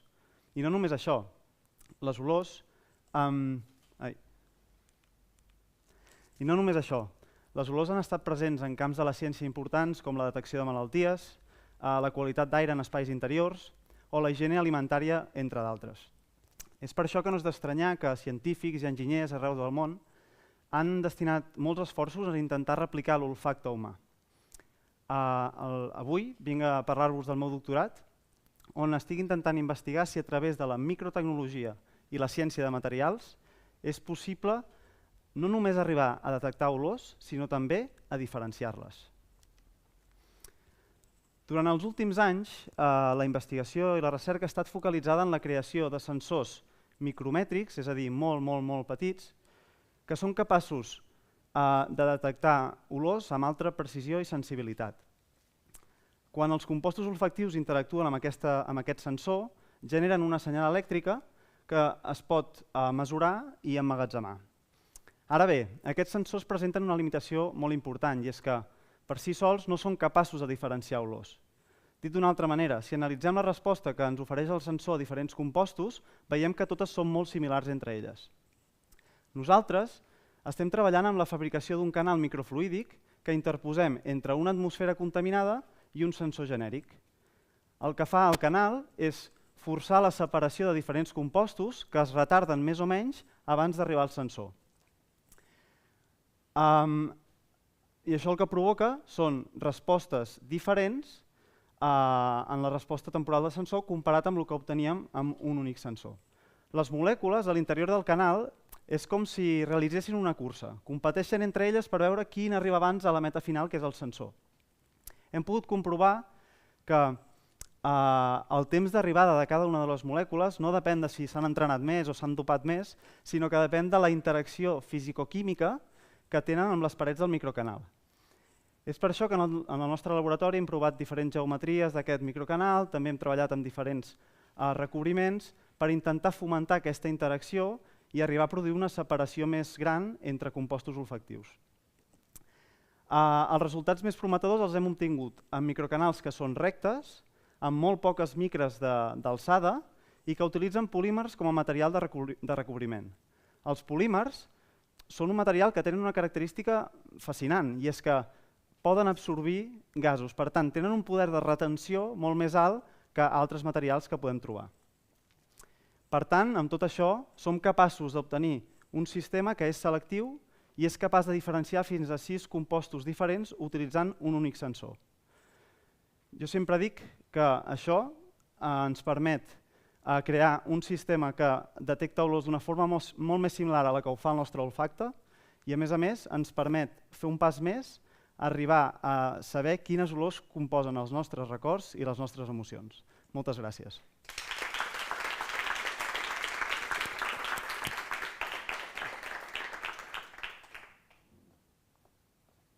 Thank you very much, Enric. So with this, we have finished all the presentations for the Minus thesis. So I would now kindly ask the members of the jury to retire to the VIP room that is annex to discuss and make a decision.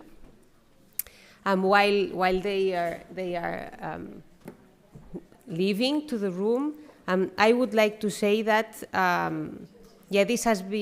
these presentations have been a very nice proof of the interdisciplinary research that is done here at UPC, a sample of what you can do research on, but in fact there have been many more participants, so these people, these students that you saw are the top ones that were selected from a previous phase. You can see all the participants on YouTube,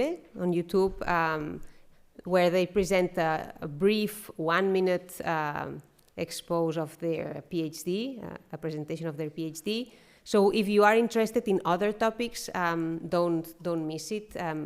You can follow this on Twitter, and now I will give the word to.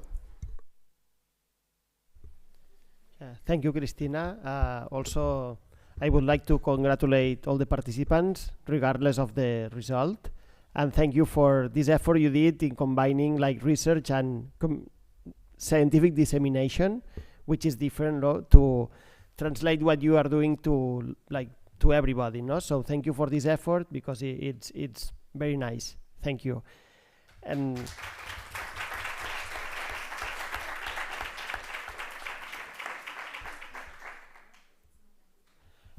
then now, before that the jury is deliberating the result, in between, so in the last weeks, there has been this Thesis award. For those of you that you don't know, this is a contest organized by the CRUE, by the Conference of Rectors of Spanish Universities. And this contest is about publishing in Twitter a thread related to the research that is being done in a PhD. Okay, so in this contest there are about 40 universities in Spain that have enrolled to the contest. For all these universities, there is an internal competition to select the winner at the institution level that then will go to the national level to win like a better award in Spain.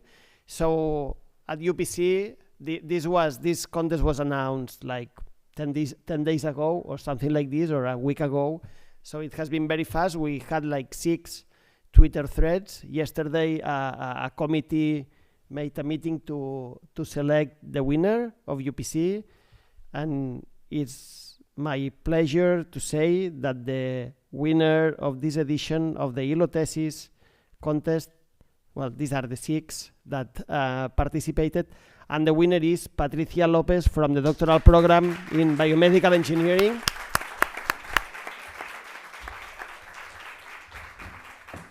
And also because the jury had a hard time to decide, we want, so Patricia will be the one that will participate in the national contest, but also Sergio José Salvilla Fernandez, who is not here today, unfortunately, from the doctoral program in photonics, also won like a special mention. So congrats to Sergio as well.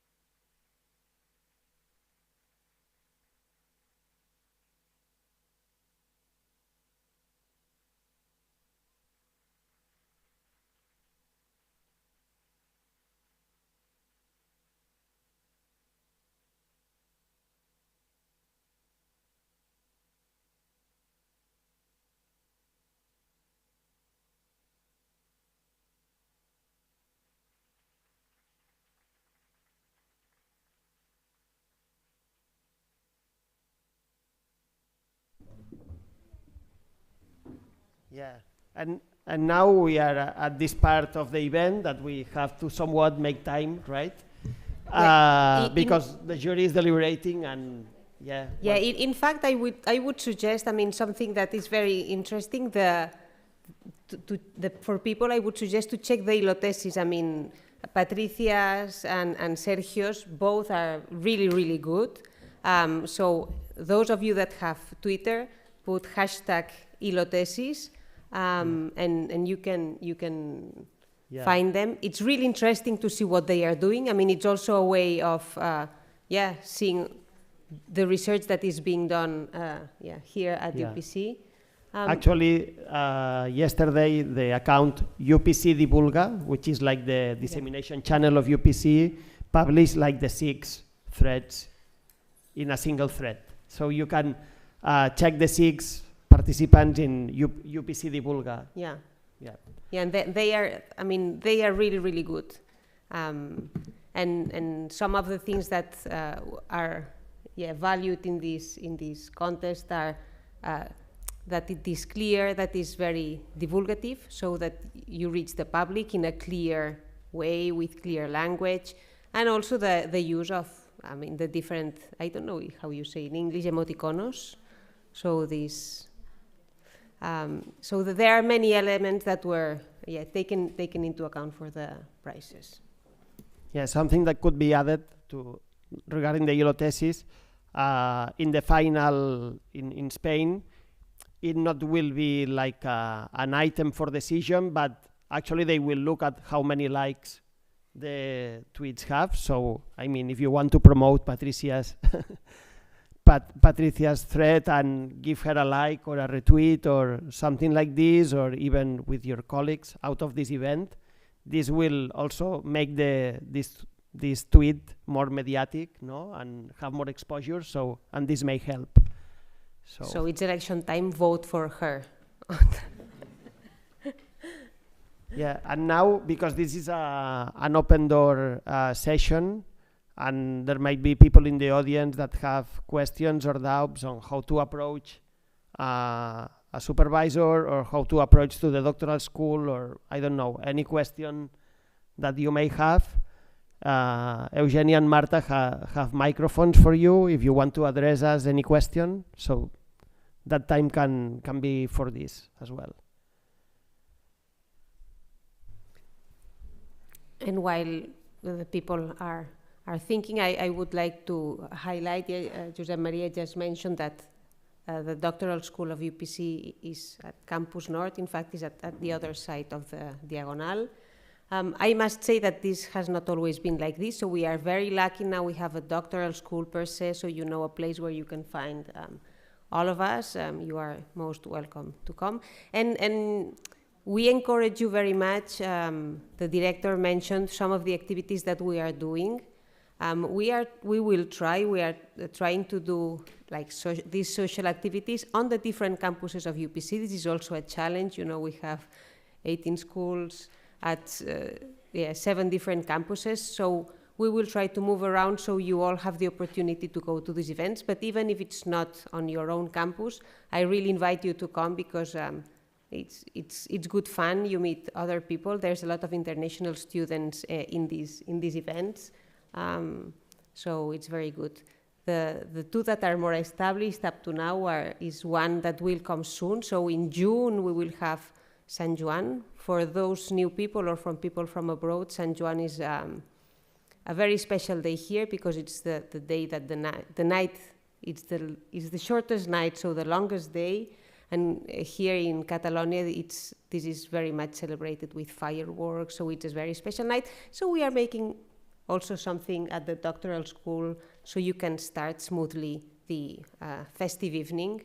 So this will be announced soon. We are still a bit away from June, but it will come soon, so check the media and follow us on Twitter where you can be informed of all these issues.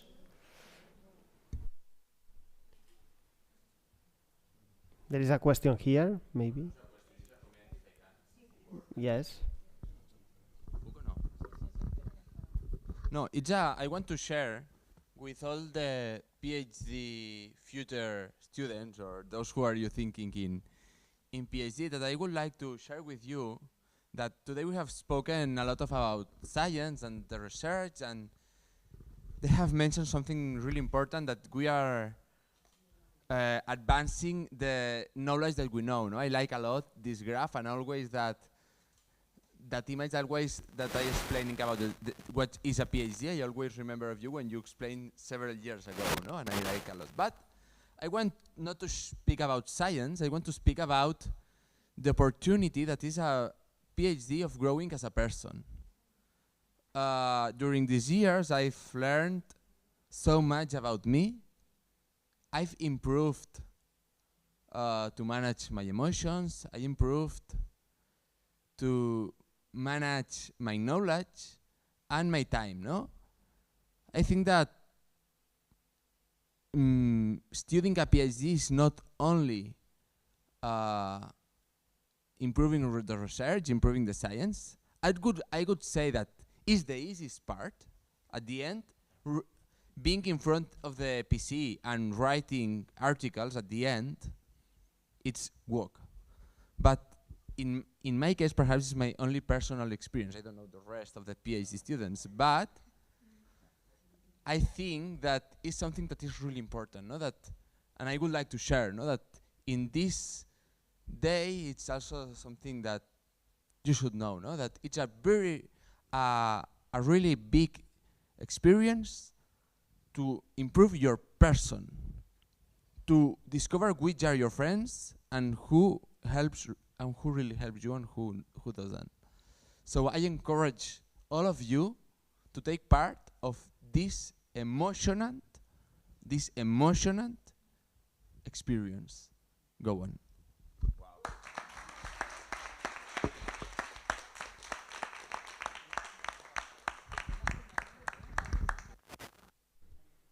Yeah, in this line, if there is any other student participating in the contest that wants to add. Yeah, we promise we did not pay him anything, but you see students at UPC are very happy.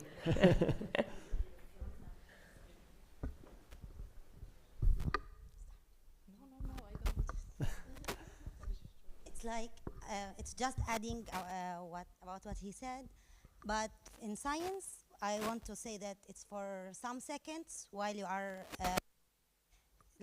having the new information. It's like for a few seconds, you are the first one in this world that you know this. It's like, this is an amazing feeling that PhD gives to us. And the thing is that with PhD, it's like not just knowing new things about science, it's knowing new things about yourself.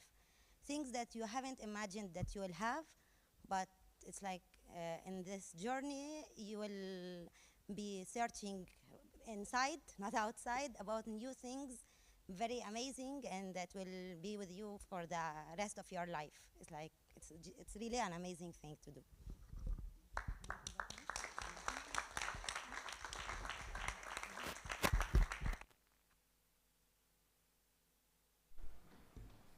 Thank you.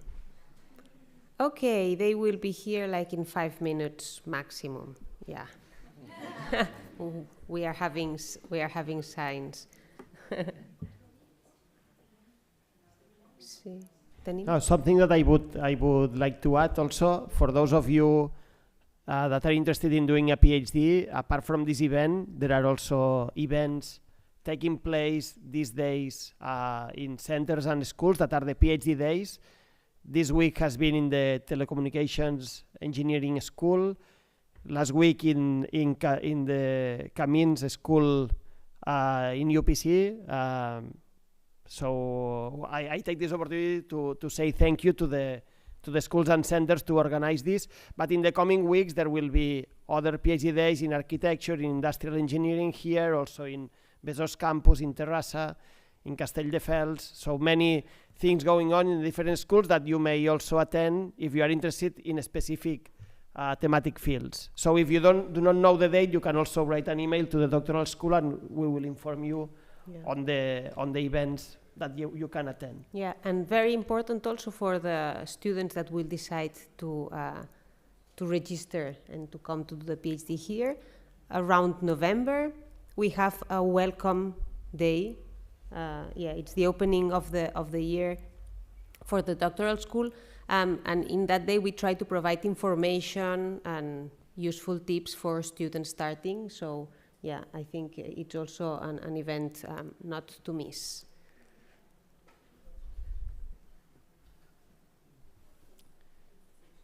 Yeah, so any question? Don't be shy, yeah? I mean, yeah, there is a question there.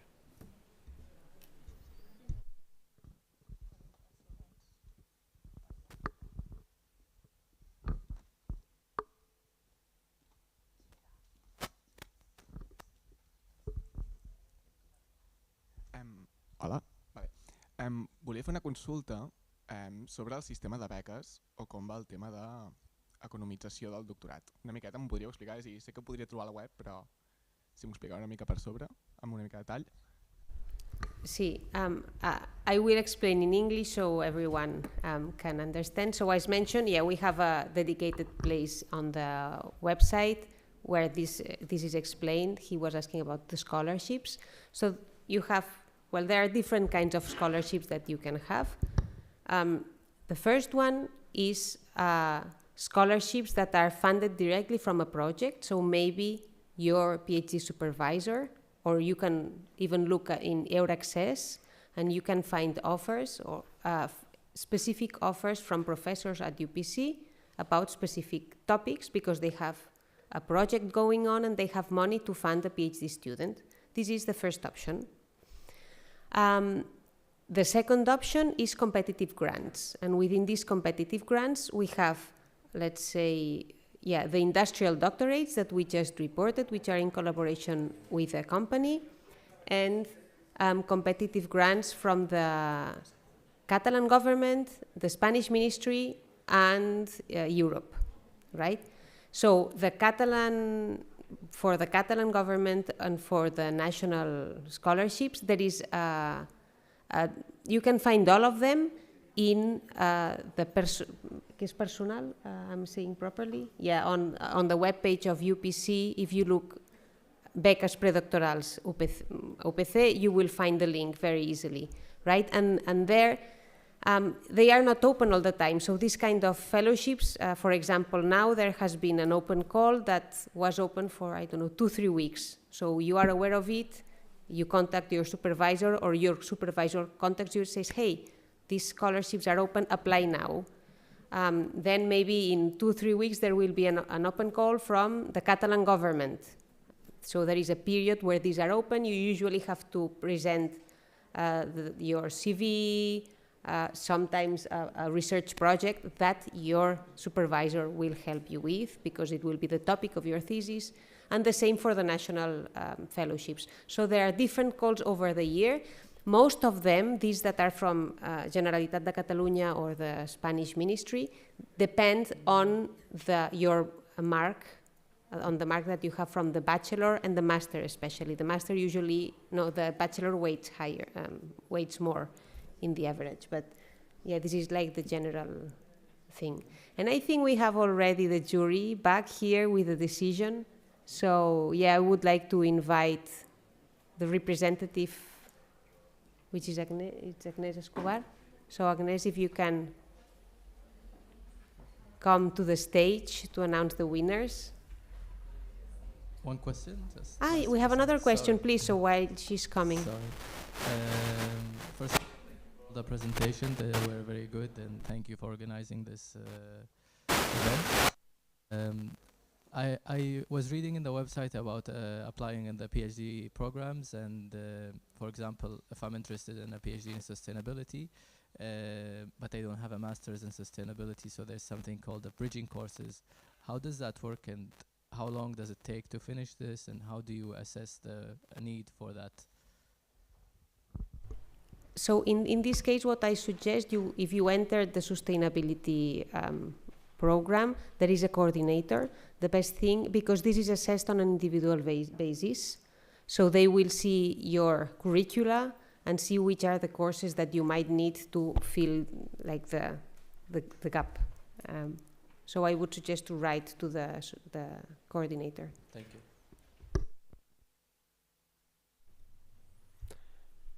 Okay, then now we move to this part of the event, so the award ceremony of the Present Your Thesis in 4 Minutes contest. So I guess all the candidates are nervous now to see the result, and we ask Agnes Escobar from the Communications Department of UPC, who will act as secretary for this contest.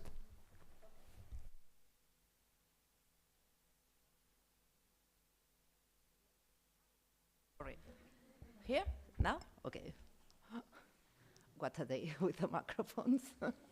And so first of all, on behalf of the jury, we want to say congratulations to all the candidates, because you have done it very well.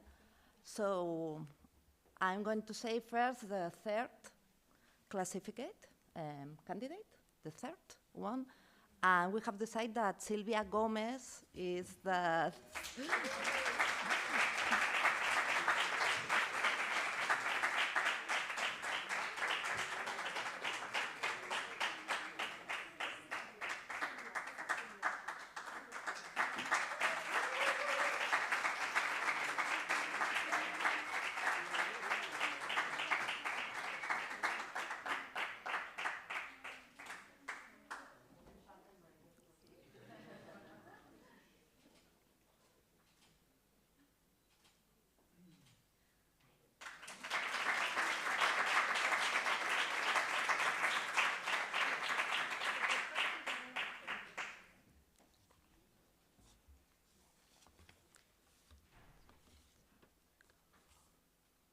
Okay, sorry.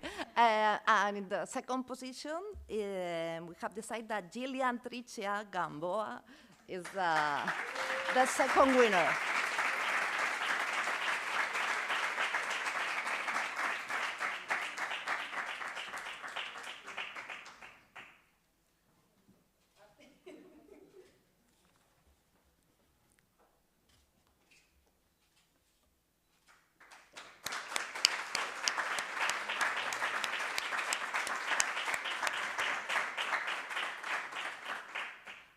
And the winner of the UPC contest, and that will represent the university in the final contest of the thesis, is Milika Zivanic. Congratulations.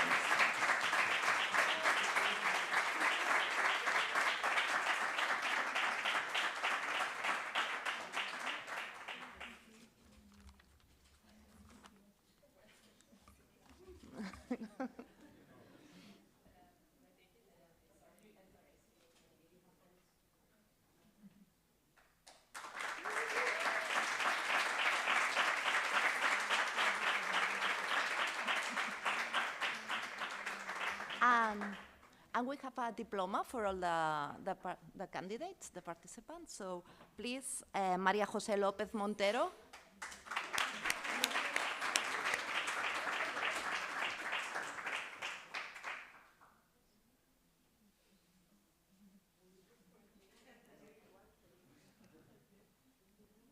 No?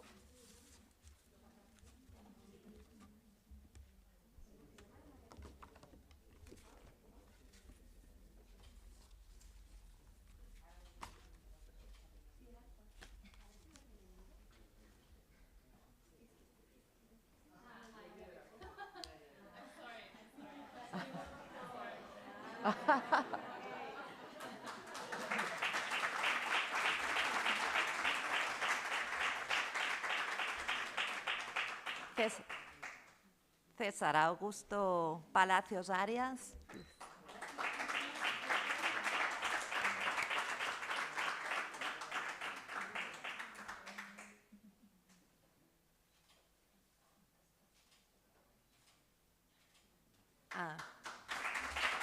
Estefan Gajima.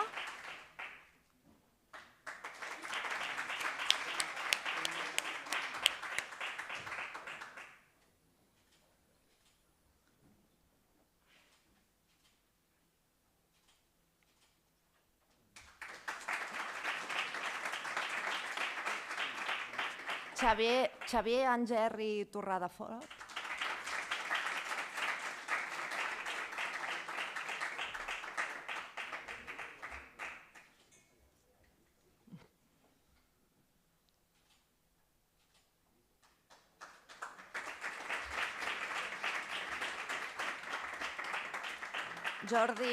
Jordi Cardona Nadal.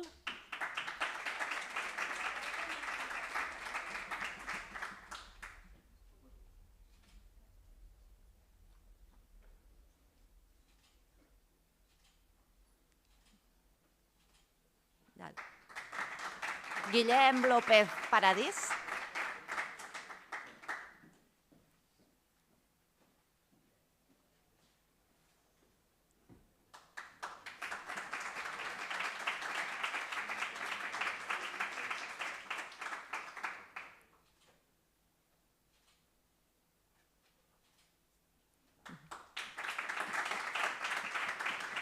Gadir Matar.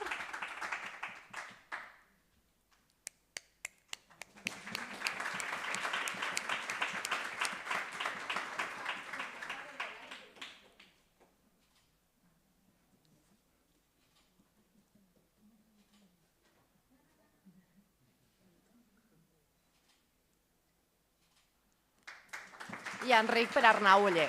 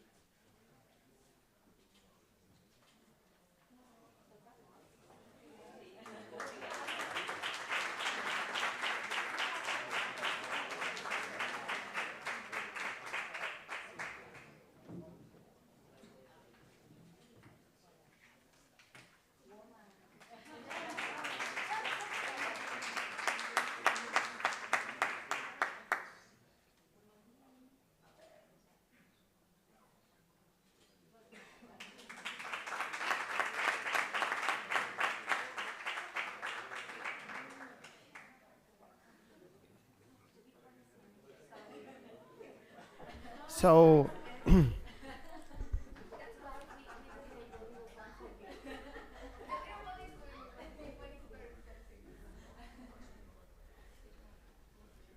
so with this part about the contest, first of all, we wish Milica the best of luck in the contest in Catalonia. So I think it's on June 22nd there is the final in Lleida this year.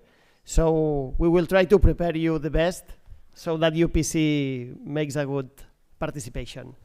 And congrats again to all the participants because you did a very, very good job.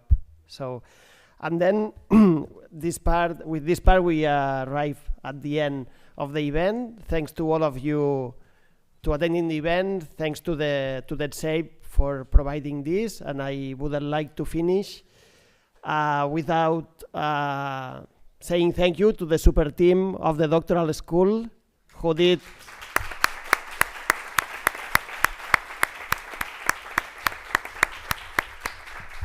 a big effort with the preparation of this event. So thank you very much. This was a hard week and you did great to arrive on Friday with this event fully organized. So thank you very much.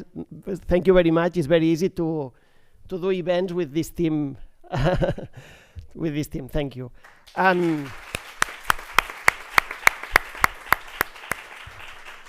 Yeah, and with this, we end the event. You must know that we have like a toast, no? Above the, no? To the left at the end, okay, so it changed. So if you go to the left, we have a toast all together, and if you need extra information about PhD, you can approach to us or to the people of the Doctoral School, and we will do our best to solve your doubts. Again, thank you very much, and see you next year, hopefully at the PhD programs. Thank you.